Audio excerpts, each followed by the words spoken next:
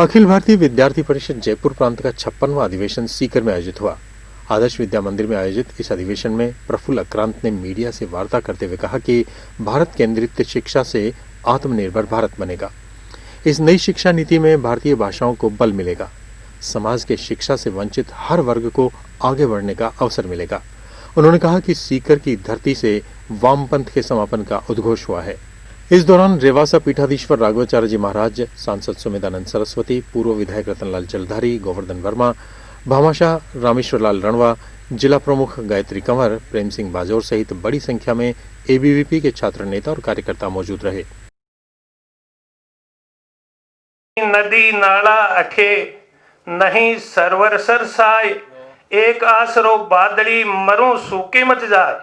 वो समय था जबकि वर्षा पर भी लोगों का जीवन टिका हुआ था। उस समय भी मैं को मैं के बराबर माना है। तो मैं इस अवसर पर आप सबका तहे दिल से पूरे समिति की ओर से हम स्वागत करते हैं, आपका अभिनंदन करते हैं। विद्यार्थी परिषद का जयपुर प्रांत का प्रदेश अधिवेशन है। ये कोरोना संकट में छात्र शक्ति नए भारत के उदय के लिए संकल्पित छात्र शक्ति एकत्रित आकर कुछ सोच रही है।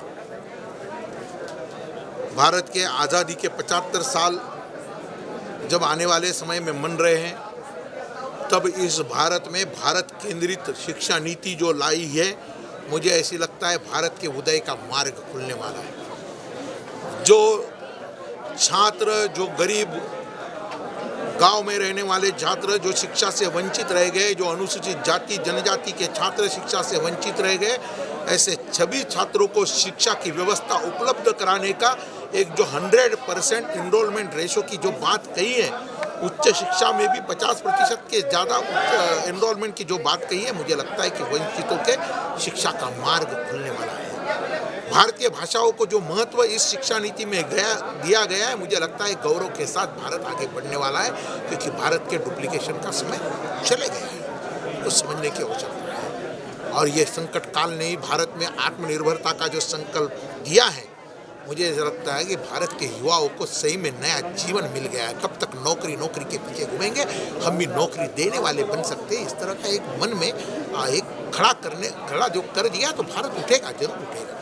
और इसलिए गांव-गांव में नए नए उद्योग, agro based industry, rural based industry, forest product based industry, जनजाति क्षेत्र में बाम्बू के आधार पर उद्योग, हर्बल प्रोडक्ट्स हमारे यहाँ बहुत है, आयुर्वेद का दवाई का उद्योग, दुनिया में फार्मास्यूटिकल इंडस्ट्री के रूप में भारत एक बहुत बड़ी ताकत बन सकता है। फिर ये आत्मनिर्भर भारत का संकल्प को आगे ले जाने का भी इस अधिवेशन में जो सबने मिलकर सोचा है, मुझे लगता है कि जयपुर का अधिवेशन ये सीकर की धरती से वामपंथ के समाप्ति का उद्घोष करेगा, क्योंकि वामपंथ ने देश को बांटने का काम किया है, जाति जाति में बांटने का काम किया है, गांव और शहर के बीच में बांटने का काम किया है।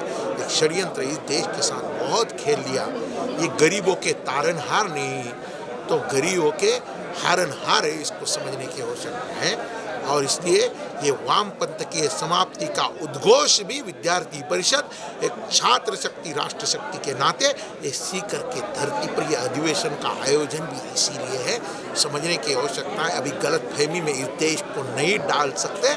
भारत अभी डुप्लीकेशन वगैरह नहीं चलेगा। भारत तो अपने नॉलेज के एप्लीकेशन के साथ आगे बढ़ेगा। और इसलिए मैं इस धरती से पुनः एक बार अपील करता हूँ, आह्वान करता हूँ, भारत का उदय, भाग्योदय होने जा रहा है। हम सबको उसके साथ चलना ही पड़ेगा। इसलिए भारत माता की जैसा आगे बढ़ेंगे। ये राष्ट्रीय शिक्षा नीति गरीबों को शिक्षा के साथ जोड़ते हुए कुछ अच्छा जीने का एक स्वामित्व का भाव प्रेरित करेगी, ऐसा मैं विश्वास करता हूँ।